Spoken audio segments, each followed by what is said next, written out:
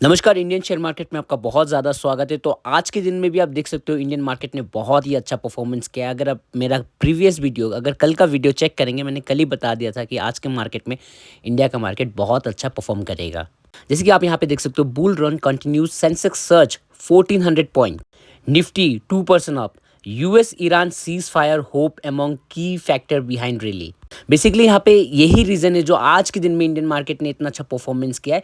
US और Iran के बीच में जो क्लैश चल रहा है वो क्लैश बहुत जल्द खत्म हो सकता है। इंडियन मार्केट ने किस तरह से परफॉर्मेंस दिया है वो आप देख सकते हो। यहाँ पे निफ्टी 50 396 पॉइंट अप था, बीएसई सेंसेक्स 1200 पॉइंट अप था, निफ्टी बैंक 1089 पॉइंट अप था। ओवरऑल इंडियन मार्केट ने पिक पकड़ लिया रिकवरी के लिए।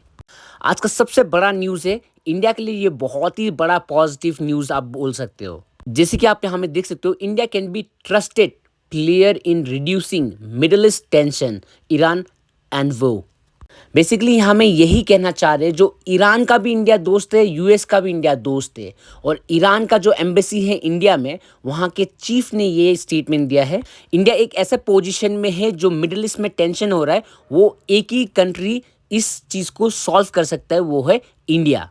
क्योंकि दोनों कंट्री इंडिया के पास बहुत ही अच्छा टर्म्स है। ओवरऑल ये बहुत ही पॉजिटिव न्यूज़ है इंडिया के लिए। अगला इंपॉर्टेंट न्यूज़ है सेम ईरान और यूएस के बीच का है। Shutdown of US basis, Hormuz transit fees, Iran set tough term for cease fire. Basically ये ईरान की तरफ से ऐसा एक कंडीशन सेट किया गया है यूएस के लिए, अगर आप सीज फायर चाहते हो तो आपको इन कंडीशन को मानना पड़ेगा। ये है ईरान की तरफ से, लेकिन ये कंडीशन जो है ये बहुत ही टफ कंडीशन है।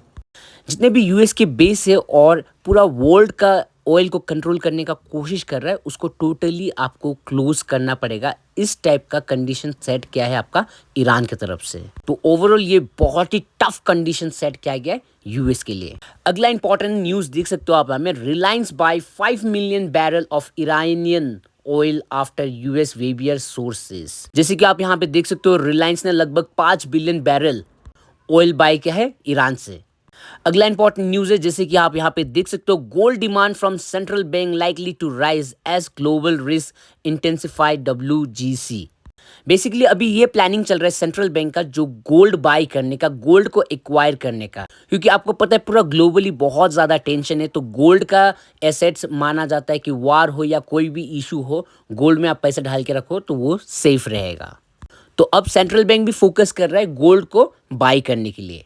अगला इंपॉर्टेंट न्यूज़ है, एक्सपोर्ट ग्रो करने का यहाँ पे अनुमान लगाया जा रहा है लगभग 20% के आसपास में, और ये फाइनेंशियल ईयर बिटवीन 2024 से 26 के बीच में 20% के आसपास में इतना बड़ा ग्रो करना, इसके पीछे एक ही रीज़न है, रोड टेप स्कीम के वजह से। अगला इंपॉर्टेंट न्यूज़ है जियो ब्लैक एसेट्स मैनेजमेंट की तरफ से। बहुत जल्द आप देख सकते हो एक लार्ज कैप फंड का एनएफओ आ जाएगा मार्केट में। तो आप इस एनएफओ में अप्लाई कर रहे हो कि नहीं, आप मुझे कमेंट करके बता सकते हो। Thank you. अगला इंपॉर्टेंट न्यूज़ है एनटीपीसी की तरफ से। एनटीपीसी ने एक नया एमओयू साइन किया है, और ये एमओयू साइन किया है आपका नेक्स्ट्रा डाटा के पास। बेसिकली ये जो एमओयू साइन किया है, इसके पीछे रिन्यूएबल एनर्जी का प्रोजेक्ट ही है। अगला इंपॉर्टेंट न्यूज़ है वारी एनर्जीज की तरफ से। जैसे कि आप यहाँ पे देख सकते हो, Waaree Energies approves ₹39 crore glass plant, raise stake in Transpower unit. Basically हमें वारी एनर्जीज एक नया इन्वेस्टमेंट करने जा रही है, जो कि ग्लास प्लांट के ऊपर में, जिसमें आपका 3900 करोड़ का इन्वेस्टमेंट आ रहा है।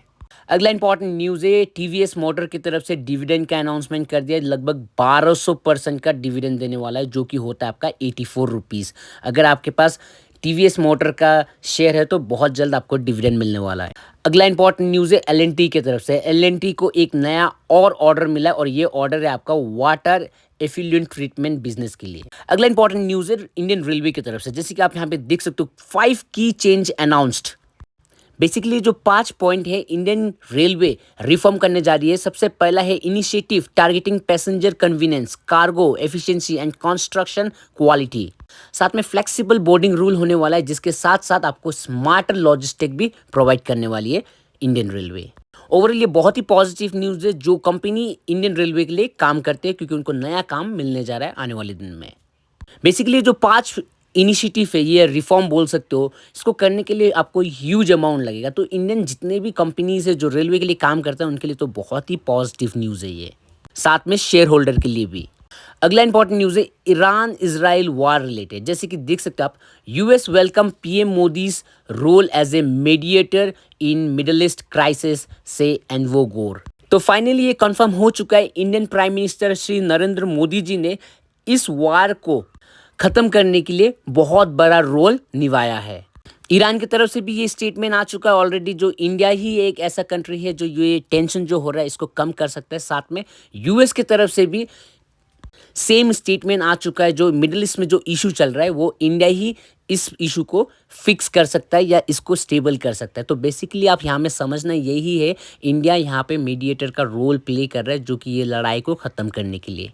अगला इंपॉर्टेंट न्यूज़ है और फाइनली एक बहुत ही ज़्यादा पॉजिटिव न्यूज़ आया है ओला के लिए। जैसे कि देख सकते हो, Ola electric become first Indian EV brand to cross 10 lakh sales.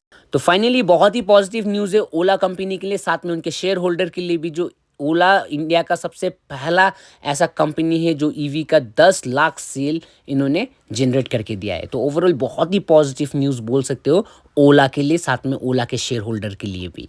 अगला इंपॉर्टेंट न्यूज़ है मर्जर न्यूज़ फिर से आ चुका है। रेल विकास निगम साथ में इरकॉन इंटरनेशनल, इन दो कंपनी को बहुत जल्द मर्ज करने का प्रपोजल गवर्नमेंट की तरफ से जा सकता है। ये न्यूज़ कितना सच है या कितना झूठ है अभी तो पता नहीं है, तो हम लोगों को वेट करना पड़ेगा इस न्यूज़ के लिए कंफर्म होने के लिए। तो कंक्लूजन के ऊपर में बात करेंगे तो सबसे बड़ा न्यूज़ आज यही है कि जो इंडिया ने मीडिएटर का रोल प्ले किया हुआ है ईरान और यूएस के बीच में जो लड़ाई चल रहा है उसको, टेंशन को थोड़ा कम करने के लिए। और ये जो कंफर्मेशन न्यूज़ आया हुआ है आपका यूएस के साथ साथ ईरान की तरफ से भी, तो ओवरऑल आप देख सकते हो इंडिया का बहुत बड़ा रोल हो सकता है। अगर ये जो वार है उसको ख़त्म कर दिया तो ये बहुत बड़ा इंडिया का रोल हो सकता है इसमें। आने वाले दिन में ये भी उम्मीद कर सकते हैं कि पूरा स्टेबल हो जाए, जो भी इशू चल रहा है, जो भी क्राइसिस चल रहा है। अभी आप देख सकते हो एनर्जी का बहुत ज़्यादा क्राइसिस चल रहा है, उसकी वजह से इंडिया शायद ये मीडिएट कर रहा है इस चीज़ को। फाइनली ओला की तरफ से भी बहुत ही पॉजिटिव न्यूज़ आया है, लगभग 10 लाख सेल इन्होंने करके दिखाया है ईवी सेक्टर में, तो ये बहुत ही पॉजिटिव न्यूज़ है। ओवरऑल इंडियन मार्केट आज के दिन में भी बहुत ही पॉजिटिव नोट में क्लोज किया। Thank you so much for watching, have a